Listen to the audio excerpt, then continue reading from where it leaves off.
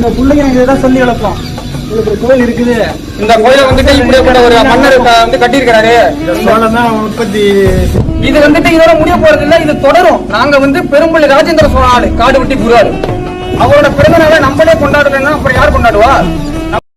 ஜமீன்தாரர்கள். ராஜேந்திர சோழன் உருவாக்கிய நகரம் கங்கை கொண்ட சோழபுரம். இந்த நகரின் பழைய பெயர் வன்னியபுரம்.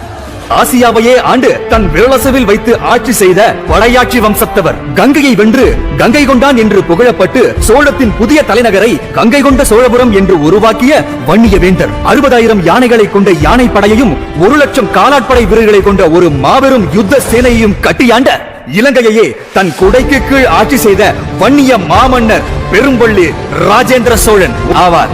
உலக வம்சாவளியில் உள்ள வாரிசு. நான் வந்து வன்னியகுல சத்திரிய சமுதாயத்தை சேர்ந்தவன்.